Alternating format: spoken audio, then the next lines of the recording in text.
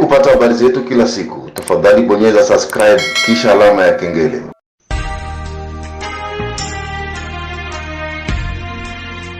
Taarifa hii ya habari ni kwa udhamini wa kampuni ya kutuma na kupokea pesa Fizi One.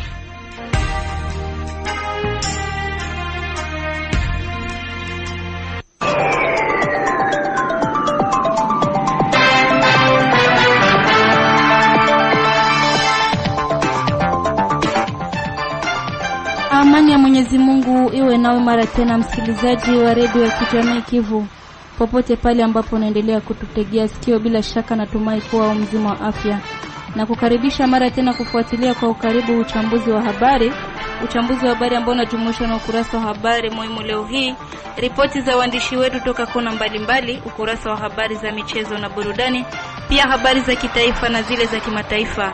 Grace Pascal ni jina langu, mchambuzi wako wa siku, na saidiwa mitamboni na Antoine Malashi. Basi karibu na tuambatane mwanzo hadi mwisho.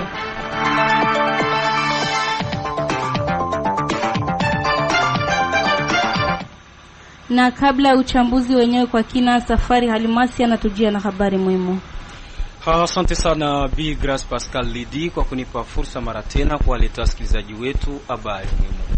Na kama ilivyo ada na desturi, katika habari muhimu tutaanzia na hapa katika mji wa Baraka, na taarifa isemazo kuwa waendesha pikipiki wote watakaofanya kazi zao za uchukuzi usiku ndani ya mji wa Baraka wataorozeshwa na kutambulika na vitengo vya usalama.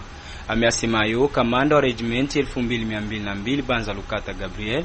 Hivyo ni kutokana na vitendo vingi vya uporaji vinavyoendelea kuripotiwa ndani ya mji wa saa mida ya usiku. Tukiachana na habari za hapa katika mji wa Baraka, tujielekeze huko tarafani Fizi. Ni kwamba imeanzishwa rasmi Alhamisi ya tarehe 28 Machi 2024 kote katika mtaa wa afya wa Fizi kampeni ya chanjo dhidi ya ugonjwa wa vunja au polio kwa Kifaransa kwa watoto kuanzia siku 1 hadi miaka 5. Habari hizi zimehakikishwa na yeye mkuu wa mtaa wa afya wa Fizi, Daktari Albert Mangaiko Sadiki. Huko Bukavu, mji mkuu wa jimbo la Kivu ya Kusini, ni kwamba shirika la raia ndani ya groupement ya Irimba imeendelea kulaani vikali vitendo vya raia wa mahali kujichukulia sheria mkononi. Hivyo ni baada ya kuripotiwa mara 3 ndani ya mwezi huu wa 3 mwaka 2024.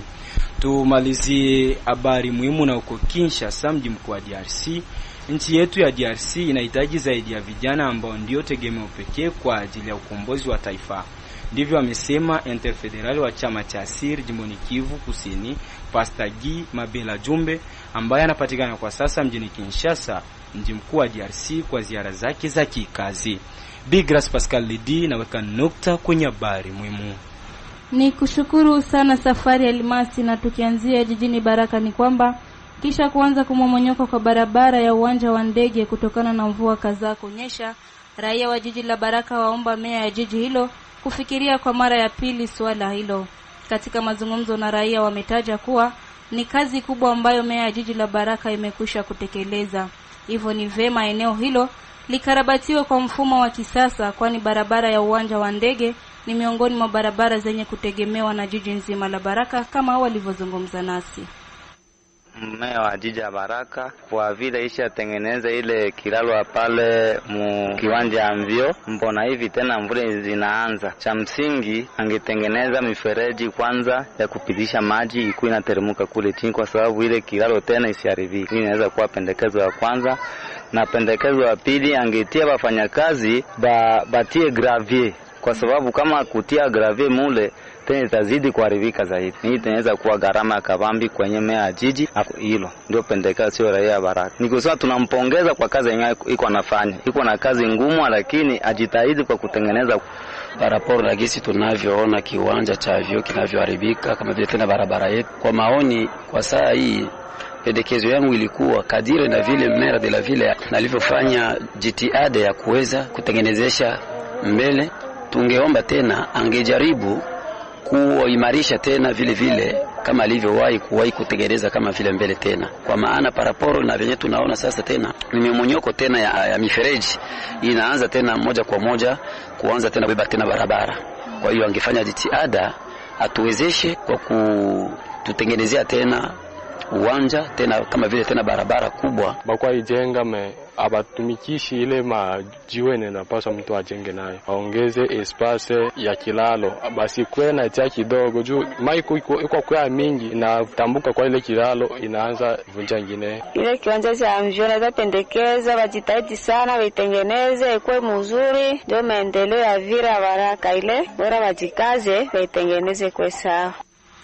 Tukiwa bado ndani ya mji wa Baraka, waendesha pikipiki wote watakaofanya kazi zao za uchukuzi usiku ndani ya mji wa Baraka wataorozeshwa na kutambulika na vyombo vya usalama. Ameyasema hayo kamanda wa regimenti 2202 Banza Lukata Gabriel. Hivyo ni kutokana na vitendo vingi vya uporaji vinavyoendelewa kuripotiwa ndani ya mji huu hasa mida ya usiku. Akizungumza na redio yako, Kanali Banza Lukata amesema kuwa kila mwendesha pikipiki atakayefanya kazi usiku atapewa nguo ambayo itamruhusu kufanya kazi usiku, na hiyo itapelekea kujua ni wakina nani wanaoendesha uhalifu. Kanali Banza Lukata Gabriel anaeleza. Sisi vyumba ya usalama kwa jumla tunajua insecurity mingi inafanyika busiku, inaletwa na watembeza pikipiki. Watembeza pikipiki si wote, kuna watembeza pikipiki washokuwa identifie. Utastukia mtu anatoka ngambo ya njia ya Misisi, anatoka njia ya Uvira, kutaniwa hapa utakuwa kukutana mtembeza pikipiki anakuya anaenda anafika nyumba ya mtu akapora mali kisha anakimbia. Kwa hiyo tulikamata mpango inapashwa mtembeza pikipiki kama inakuwa usiku au-delà de 18h 19h wale wote watembeza pikipiki wakuwe identifie na wajulikane ni wanani wanatembeza pikipiki busiku. Juu wakati kutakuwa usalama mdogo tutajua kufuatilia ni nani ni pikipiki ya nani na ni nani mwenye aliweza itembeza. Yani Conseil de sécurité tuseme mairie likamata ma disposition ya kudote watembeza pikipiki majile, na ile jile wataanza itembelea nayo busiku na unakuwa identifie. Mtu mwenye atatembeza pikipiki busiku na hana ile jile tunaweza mukamata sawa mjambazi, sawa murugaruga, sawa mtenda maovu. Hata na kuma axe kutoka Uvira kama inakuwa au-delà 19h wakati ya kuingia humu wanapaswa kukutana batu ule motar ikikuwe 10 na ngapi makumi wakwe identifie na kujua wanaenda wapi watafikia wapi. Vile vile na njia kutoka Fizi vile vile kama nafika Katanga wanapaswa kuwa identifie. Tutajua sasa wajambazi wenyewe wanatenda mahalifu katika mgini hii wanatokea wapi na ni pikipiki ya nani. Ile itapunguza usalama mdogo katika jiji. Imeanzishwa rasmi Alhamisi ya tariki 28 Machi mwaka huu kote katika mtaa wa afya wa Fizi kampeni ya chanjo dhidi ya ugonjwa wa vunjavunja au polio kwa watoto kuanzia siku 1 hadi miaka 5. Habari hizi zimehakikishwa naye mganga mkuu wa mtaa wa afya wa Fizi Daktari Albert Mangaiko Sadiki. Akizungumza na Radio Kivu, Daktari Albert amesema kuwa watakaopokea chanjo ya ugonjwa wa vunjavunja wanapewa mara kwa mara kwa ajili ya kupiganisha ugonjwa mbalimbali, moja ikiwemo ni ile ya mtoto kubaki mlemavu. Albert Mangaiko Sadiki anaeleza yafuatayo.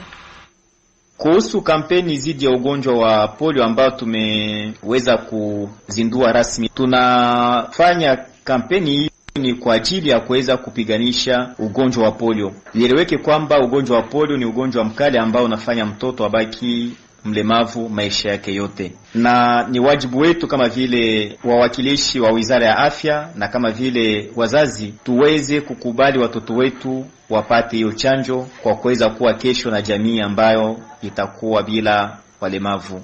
Ningependa kusema kama kampeni tunazifanya mara kwa mara inakuwa inalenga kufikia hatua ya kutokomeza ugonjwa wa polio. Tunataka kukifanya ni kusema kesho nchi yetu ihesabiki katika nchi ambako hakuna tena kesi yoyote ya ugonjwa wa polio. Kwa kampeni tunalenga watoto wenye kuwa na umri wa kuzaliwa hadi miaka 5 na idadi yao ni ya watoto karibuni 1108 na 913 watoto. Ni hao tunasubiri kuweza kuwachanja, lakini ikiwa kutakuwa watoto ambao wamehamia katika mtaa wetu wa afya hatutawabagua na wenyewe watakuwa na haki ya kuweza kupata chanjo yao. Katika surveillance yetu ya magonjwa tulio kujua kama kuna watoto wawili ambao walikuwa wamepatwa na tatizo la ulemavu baada ya kuanza kutembea wakashindwa kutembea baadaye. Hizo ni kamba tunasema zinafanana au ni zile za ugonjwa wa polio. Ni mojawapo ya sababu tena kubwa ya sisi kuweza kufanya hizi chanjo dhidi ya ugonjwa wa polio mara kwa mara.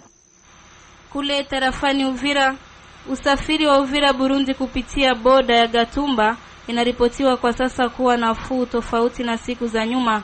Ndivyo amesema leader wa mkoa wa Kivu ya Kusini, Bwana Andre Biadunia Mashaka. Huyo amepongeza kazi zinavyofanyika maeneo hayo ili kurahisisha usafiri. Mwangaza huo ameutoa alipokuwa akihojiana na Radio Kivu juu ya kujua uhakika wa kazi za ukarabataji zinavyoendelea. Leader huyo ameongeza kuwa kuna mambo mengine serikali inatakiwa kuwa natenda kwa uharaka, hasa mambo yale yanayokumba raia, kama alivyoeleza Andre Biadunia Mashaka kutoka Uvira. Ndugu, ni precise tu kwamba projet ya kumwanga udongo pale kwenye boda pale kwenye mpaka wa Kavimvira na Burundi au Kongo na Burundi haiko vraiment programme ilikuwa ya serikali, paske serikali kama gisi unaijua halikuwa hayatingizika hata kusema kwamba watu wanasumbuka. Acha nikumbushe tu kwamba kwa kuvuka pale uende Bujumbura wala kutoka Bujumbura ukuye Uvira ilikuwa ni shida, yaani wa mama ilikuwa ni probleme, ifodire kupandisha bikwembe mpaka huku juu kwenye kitofu na ilibidi wa mama waze vala makola. Unaona sasa consequences za probleme ya MERS ikaanza kukua inashughulikiwa pale. Na wakati maintenant walisema watajenga route nationale numero 30. Route nationale numero 30 ndio inaanzia ku rond point mpaka ku niveau ya kwenda Burundi. Ndio numero 30. Alors, société civile, notamment nouvelle société civile, ilifanya pression kusema kwamba habawezi kuprojete kujenga barabara na ile mainga nasumbua watu. Kumbe basaidie kwanza watu difet kile kuna pata makuta pale. Bo ilikuwa ka pression ilikuwa naweka ku DGDA na ile ma service d'assiette pale pour que bafunge kwanza ile mai. Ilikuwa ni maji mengi, na wakati ile entreprise ilikuya ikaona haitatumika mwale difficulté vile, ikaanza kwanza kutumika ile kuramble pale pour que watu wakuwe napita dans les bonnes conditions. Na wameifanya jana, wamemaliza ile parti moja paske barabara ni kubwa, walikamata kwanza kipande moja mpaka ku frontière. Hii siku mbili tena wataanza lingine kipande mpaka ku frontière. Donc kwa sasa atuka watu wanapita dans les bonnes conditions, ni sawa sasa. Mais maintenant il faut baanze kujenga, na financement itajenga ni ya Union Européenne ndio itajenga. Wanasema wayapata franga mpaka saa hii, na njogo tuko tunalalamikia ile kusema kwamba serikali inasema mingi, projet mingi wanaanzia tu kusema kwa kinywa, mapropaganda, lakini hatuoni matokeo mpaka sasa. Na kwa sababu kiuliza hata wale wahusika wanakuambia mpaka sasa hatujapata lolote, hakujakuwa pesa. Kumbe pesa hazijakuwa, na hatujakuwa na tumaini kwamba watajenga barabara paske iko na makondisio mingi ya faba indemniziwe ni watabomolewa na mambo mengine. Voilà situation iko ku frontière. Donc mtu akitoka Baraka Fizi leo hana shida, atapita bila probleme na kwenda Bujumbura. Na sasa tuangazie ukurasa wa habari za michezo ambako michuano ya Intercity iliweza kutimua vumbi katika jiji la Baraka na sehemu zingine za tarafa la Fizi, ambako timu kadhaa zimetinga hatua ya play-off huku zingine zikisubiri hadi wiki ya mwisho ya michuano hiyo ya Intercity. Mengi zaidi yametuandalia mwanamichezo wetu Omari Makelele Uzili ambaye anavalia namba 10 mgongoni. Acha ni Tereze viwanjani kama kawaida. Bigras Pascal, tuanzie katika mji wa Baraka kunako michuano ya Intercity. Ni kwamba mechi moja ilishuhudiwa kupigwa katika uwanja wa Maendeleo ambako majira saa 9 kamili FC Saint Joseph walitoka sare kufungana bao 1-1 na vijana wa DC Mapendo Jalelo kutoka Ukaseke sekta ya Mutambala tarafani Fizi. Lakini siku ya Jumamosi ya tarehe 30 Machi 2024 mechi moja vile vile itaweza kupigwa katika uwanja huu wa Maendeleo. CS vijana Prestige watapepetana vikali zidi ya FC Orange ya Katanga Katanga majira saa 9 kamili za mchana. Lakini huko maeneo ya Katanga katika uwanja wa Tatanombi mechi mbili zilipigwa majira saa 7 kamili mchana. Tepetela ya Ukomboko waliweza kuwatandika bao 1-0 vijana wa Alfakari ya Mukira, huku majira saa 9 kamili FC Mboko Sport waliweza kuwatandika vile vile bao 1-0 vijana wa Presqu'île Dubwari. Lakini maeneo ya huko Sebele katika uwanja de la Paix mechi moja ilipigwa ambako majira saa 7 kamili FC Nundu Sport waliweza kuonyesha mvua ya mabao timu ya FC Atungala kwa kuweza kuwatandika mabao 6-1, huku FC Tour du Congo majira saa 9 kamili waliweza kupata ushindi wa cheo mabao 3-0 dhidi ya FC Emo ya huko Katanga, ambako timu hiyo ya Katanga FC Emo haikuweza kujiripoti uwanjani. Na maeneo ya huko Fizi Center katika uwanja wa Umoja AC Umoja majira saa 7 kamili waliweza kutumia uwanja wa nyumbani vema kabisa kwa kuweza kuwatandika timu ya Peterskas mabao 5-2, huku majira saa 9 kamili Tujene wakatoka sare ya kutufungana dhidi ya vijana wa DC Urafiki hapa nyumbani Baraka. Lakini katika michuano ya Intercity timu za Tepetela, Osema Sana Chinjaua FC ni pamoja na zinginezo tayari zimetinga hatua ya michuano ya playoff. Na tuangazie habari za Coupe du Congo ambayo inaendelea kutimua vumbi huko katika jiji la Bukavu, na tarafa la Fizi limewakilishwa na timu moja ambayo ni FC Café du Congo ya Nundu. Timu hiyo ya FC Café du Congo siku ya 4 ya wiki hii waliweza kuwatandika kipigo cha mbwa mwizi timu ya FC Ecofoot Walungu kwa kuweza kuwatandika mabao 6-0. FC Café du Congo sasa wametinga hatua ya finali ya michuano ya Coupe du Congo ambayo itaweza kupigwa siku ya Jumapili katika uwanja wa La Concorde huko Bukavu. Tusubiri itakuwa namna gani katika timu ambayo inawakilisha bendera la tarafa la Fizi huko katika michuano ya Coupe du Congo maeneo ya Bukavu. Tuangazie sasa michuano ya ligi ya mabingwa barani Ulaya ambako itaweza kutimua vumbi fikapo siku ya 5 ya wiki hii ya tariki 29 Machi 2024, ambako mechi moja itaweza kupigwa majira saa 3 za usiku. Simba Sport Club ya huko nchini Tanzania watapepetana vikali dhidi ya Al Ahly ya huko nchini Egypt, na michuano hiyo itakwenda kuendelea siku ya Jumamosi ambako timu ya TP Mazembe wataweza kupambana vikali dhidi ya Petro Luanda ya Angola. Tumalizie habari hizi tukiwaonjesha mashabiki wa Radio Kivu habari ya usajili ni kwamba kiungo wakati wa Ujerumani Toni Kroos mwenye umri wa miaka 34 anatazamiwa kusaini mkataba wa mwaka mmoja ili kusalia katika klabu ya Real Madrid hapo nchini Uhispania. Grace Pascal nikiwa namba 10 mgongoni na Teresa taratibu kabisa nikiweka nukta katika habari za michezo. Na kushukuru sana Omari Makelele Uzile. Msikilizaji, endapo ndo unajiunga nasi, nikukumbushe kuwa unaitegea vema redio ya kijamii Kivu Baraka kwenye masafa FM kupitia metabendi ya 93.0. Kampuni Fizon Baraka, Mboko na Misisi ni rahisi kutuma na kupokea pesa cash pote milioni bila usumbufu. Na sasa tuangazie ukurasa wa habari za kitaifa. Serikali ya Jamhuri ya Kidemokrasia ya Kongo imesisitiza kwa Umoja wa Mataifa kuhusu swala la kuweka vikwazo dhidi ya nchi ya Rwanda ambayo inaendelea kuyumbisha usalama mashariki mwa Jamhuri ya Kidemokrasia ya Kongo kupitia waasi wa M23. Mwenzetu Baomesa Di Francois ametuandalia ripoti ifuatayo. Mwakilishi wa nchi ya Jamhuri ya Kidemokrasia ya Kongo kwenye Umoja wa Mataifa Bwana Zenon Mukongo ametoa mwito kwa Baraza la Usalama kuvuka hatua ya uzembe kuhusu swala la kuadhibu nchi ya Rwanda kwa kuiwekea vikwazo kutokana na ukaidi wake katika uhalifu na utekeleza dhidi ya nchi hiyo. Kuhusu swala la utatu wa DRC, Angola na Rwanda, Balozi Zenon Mukongo amethibitisha kuwa DRC haitokubali makubaliano ya ujanja yaliyo na nia ya kuendeleza ukosefu wa usalama na mkanganyiko ambao unahimiza muungano wa RDF na M23 kuendelea na wizi wa madini usio na aibu. Aidha, balozi aliongeza kuwa kurejea kwa wahamiaji waliokimbia makazi yao kwa sababu ya migogoro ndiyo kipaumbele kwa serikali ya DRC. Upande wa mwakilishi maalum wa katibu mkuu wa Umoja wa Mataifa nchini DRC Bintu Keita alisisitiza wito wake wa dharura kwa wafadhili na jumuiya ya kimataifa kuja kusaidia watu walio katika ziki na mateso nchini Jamhuri ya Kidemokrasia ya Kongo. Kwa ukumbusho ni kwamba zaidi ya watu milioni 7.1 ndio wahamiaji wa ndani nchini DRC. Hivyo ni kulingana na ripoti iliyotolewa nayo ofisi ya Umoja wa Mataifa ihusikayo na masuala ya kiutu, OCHA kwa kifupi. Tukiwa bado mjini Kinshasa ni kwamba nchi yetu ya Jamhuri ya Kidemokrasia ya Kongo inahitaji zaidi vijana ambao ndio tegemeo pekee. kwa ajili ya ukombozi wa taifa. Ndivyo amesema interfederal wa chama cha Asiri jimboni Kivu ya Kusini, Pastor Guy Mabela Jumbe, ambaye anapatikana kwa sasa mjini Kinshasa, mji mkuu wa Jamhuri ya Kidemokrasia ya Kongo, kwa ziara ya kikazi.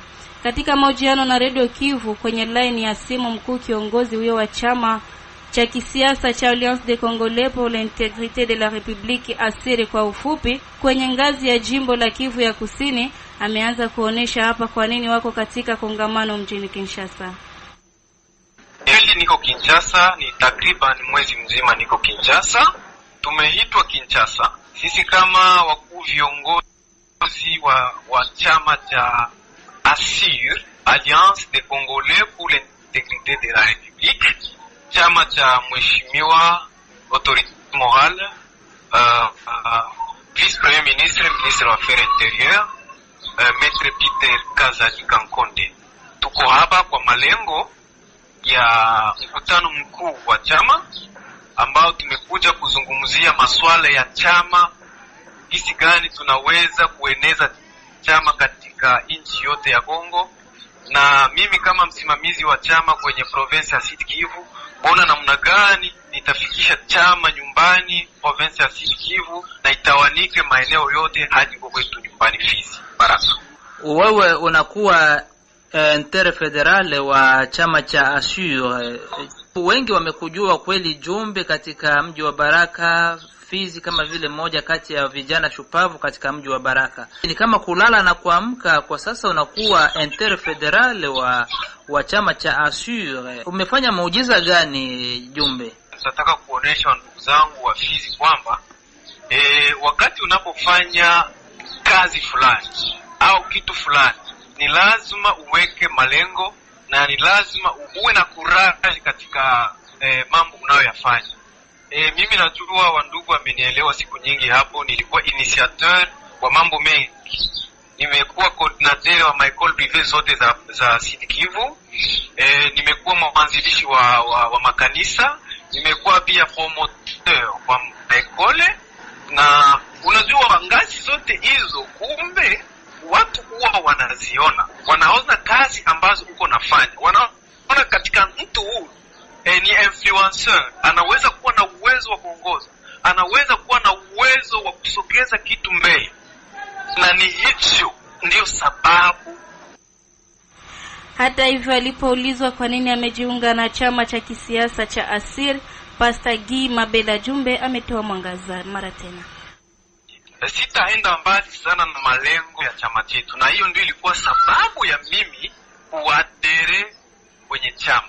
Chama chetu kinaitwa Alliance des Congolais pour l'Intégrité de la République. Hiyo ni kitu kikubwa sana ambacho kimenipa tamaa ya kukubaliana na wakuu viongozi wa chama ili nipate kutumikia chama. Slogan yetu ni justice, paix, intégrité. Sana sana intégrité, uzalendo. Na hicho ndio kipaumbele hata na mimi ambacho nitaenda kukifanya. Nchi yetu imevamiwa sana. Kunakuwa watu wameingilia nchi yetu kwa sababu mbalimbali.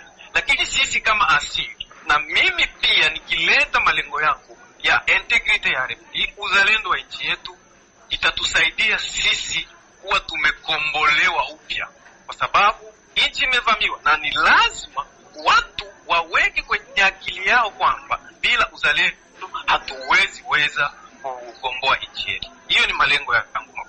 Kwa sasa unakuwa na wazifa mkubwa kwenye chama hicho cha kisiasa cha Assure, lakini pia wewe ni chimbuko na mzaliwa wa Fizi, Baraka Jumbe. Labda wananchi wa Fizi wanaweza kutazamia nini kutoka kwako?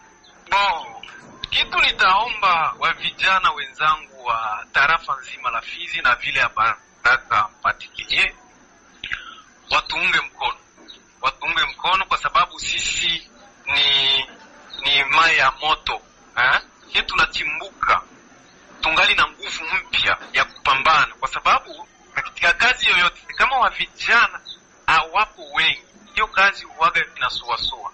Lakini chama chetu kiko na malengo ya kuankadre baje, kwa sababu wa vijana ndio wenye kuwa na nguvu ya kutenda kila kitu. Kwa hiyo nitaomba vijana watunge mkono, waje tutumike pamoja, kwa sababu chama kina malengo ya kutumika na vijana zaidi, kwa sababu wanasemaka hivi vijana ndio Kongo ya kesho, lakini vijana sisi kwenye chama cha asili tunawaita ndio Kongo ya leo. Na sasa ni ripoti za waandishi wetu, tukianzia jijini Bukavu ambako shirika la raia ndani ya groupment ya Irambi inaendelea kulaani vikali vitendo vya raia wa mahali kujichukulia sheria mkononi. Hivyo ni baada ya kuripotiwa mara 3 ndani ya mwezi huu wa 3 mwaka huu 2024. Ili kujua mengi zaidi kuhusu taarifa hizi, moja kwa moja tunajiunga naye Louise Busani kwa ripoti kamili. Katika mazungumzo na ripota wa redio yenu hii siku ya 4 tarehe 28 Machi mwaka huu, Emery Murula, kiongozi wa shirika hili la kirahia, alisema kuwa kisa cha karibu ni cha siku ya pili tarehe 26 Machi, mahali ambapo kina mama wa angalau miaka 16 ya kuzaliwa aliuawa na raia wenye asira kisha kumshutumu uchawi. Anaendelea kusema kuwa mbele ya hapo tarehe 19 Machi nyumba 2 ziliunguzwa na shamba kuharibiwa katika kijiji cha Kabushwa, zikiwa za kina mama moja mzee aliyeshutumiwa kuwa chanzo cha kufariki kwa kijana moja wa mahali akiwa ni mjukuu wake. Huyu aliokolewa kwa msaada wa wakuu viongozi wa kijiji. Kisa kingine ni cha tarehe 13 katika kijiji cha Kabamba, mahali nyumba zingine 2 zilibomolewa na kuunguzwa nao vijana wenye asira kisha kuzama kwenye ziwa Kivu kwa kijana moja wa mahali akiwa na miaka 22 na jirani yake alishotwa kidole kuwa ni yeye alisababisha mkasa huo. Huyu aliweza okolewa vile kupitia msaada wa shirika la rahia na wazee wa mahali. Emery Murula, kiongozi wa shirika hili la rahia, atoa maelezo. Kulikuwa kaa yenye ilipitikana pa Kabamba, ingine ikapitikana pa Kabushwa na ingine ipitikana pa Kajuchu muvisu village ya Ihimbi. Zile maka zote zinaendelea kuongezeka malgré mafundisho na masensibilisation ambazo zinapitikana katika mingini yetu. Hii yote inaonesha kwamba population ikingali na hiyo habitude ya kujikatia sheria pahali ya kubeba mshutumiwa kwenye mikono ya serikali. Ndio maana tunaomba sasa zaidi kwa vijana wasikuwe na hiyo tabia ya kukimbilia ku violence, kwa maana kunakuwa hao wa inosa, watu wenye hawana makosa ambao wanakufa. Hii ni malalamiko tunatia kwa wakuu viongozi, na tuomba zaidi kwa wapasteur na wapadri wakati wa misa wa ibada fulani wajikaze wapitishe message ndani ya makanisa kwa kuomba population iache hiyo mambo ya kujikatia sheria. Hata wa leader na wakati wa vikao fulani wagusie hiyo question, kwa maana inaendelea kudivize makomunote na mafamilia nyingi katika groupement ya Irambi Katana. Nikiripoti toka mjini Bukavu, Louise Busane Lisiene kwa niaba ya Radio Kivu Baraka. Na kule jimboni Tanganyika, mwenyekiti wa chama cha kisiasa cha UDPS kwa muda katika manispaa ya Kalemi Kati, Bwana Bonere Makelele, ameondolewa kwenye wazifa huo. Hivyo ni kutokana na yeye kutumika kazi kama ipasavyo. Radio Kivu Kalemi tunajiunga nayo Lombwe DJ Doctor kwa mengi zaidi. Kwenye kibarua chao cha tariki 25 Machi 2024, makada pamoja na wanamemba takribani 20 wa chama cha kisiasa UDPS Federation ya Manispaa ya Kalemi wanakuwa na mshutumu Bonere Makelele, presidenti federali kwa muda, kwa chanzo cha kutofaulu kwa wakandideti wa chama hiki kwenye uchaguzi wa Disemba uliopita, na hiyo kwenye ngazi zote za uchaguzi uliokuwa unaandaliwa. Tofauti na hayo, wanakuwa vile wanamshutumu kutokuwa na uwezo wa kupatanisha wanamemba wote wa chama cha kisiasa UDPS Federation ya Manispaa ya Kalemi, hata vile swala la kuchukua hatua kwa upekee pasipo kushirikisha viongozi wenzake, lakini vile kutokuwa na uwezo kisiasa na hata vile kielimu, pamoja na swala la ubaguzi na mengine kadhalika. Na kutokana na hayo, wale waliokuwa na muweka madarakani wanakuwa naamua kumuondoa kabisa, alieleza hiyo Pole Kangudia, mmoja wakada waliokuwa na saini kibarua kama na hicho, huku akiwa pia makamo presidenti wa ligi ya vijana wa UDPS Chisekedi Federation ya Manispaa ya Kalemi. Na ikampatia Bonere Makelele ile pouvoir ya kuangaje parti mu niveau yetu ya ville ya Kalemi. Mais ne pas cacher base vile tulijideside tukaangalia tena ile mission tulioa ke Bonheur Makelele ataporte kukichwa ya parti kufika mu niveau ya kuatteindre ile attente yetu, tukaretire sasa confiance yetu mwa Bonheur Makelele kurudia pa fasi yake ya secrétaire en charge ya organisation na implantation mu parti, atumutosha ile fasi me kama na resiste que no yeni federal atuonesha tu mukanda ile ili munome como president aye wa kuangaje vile yetu ya akademi. Akiojiwa na Radio Kivu upande wa Kalemi kwa jambo kama na hilo, mshtumiwa Bonheur Makelele anakuwa anatupilia mbali mashtaka yote kama na hayo na kuichukulia kuwa kama mizaa tupu. Huyu anakuwa anathibitisha kwamba hadi sasa anaendelea kubakia president federali kwa muda wa chama hiki cha kisiasa UDPS Federation yake ya Manispaa ya Kalemi. Ile kusema kiwa ametutosha. Imagine bwana mtangazaji, tokea walianza hiyo mzaa wao mpaka saa hizi kibarua kenyewe si hatu yakiona. Tumekisoma kama gisi na nyinyi mlikisoma kwenye mitandao. Yaani kwa hili wanajua kenyewe uko nafanya kama hakiko sahihi. Na neno lingine wanasema kwamba tulishindwa kupitisha watu. Si mimi rais wa chama ndio nitapitisha watu. Ali mtu ni gisi anaishi na watu ambao watamchagula na ndio gisi itafanya nini na ndio gisi wanastahili kumchagula, sio mimi. Tuache wivu hata kupeleka hata sehemu moja. Sisi tunatumikia ni jimbo letu lisonge mbele. Nikumbushe kwamba kwenye uchaguzi wa Disemba uliopita UDPS Federation ya Manispaa ya Kalemi haikufanyikiwa kabisa kufaulu kama ilivyokuwa natarajia. Nikiripoti kutoka Kalemi kwa niaba ya Radio Kivu, Olombwe Didier Doctor. Na ni kwa ripoti hiyo ya kwake Olombwe Didier Doctor ndiko naweka nanga uchambuzi huu wa habari. Jina langu mimi ni Grace Pascal, upande wa pili unashikiliwa vema na Antoine Malashi. Sina la ziada, chao.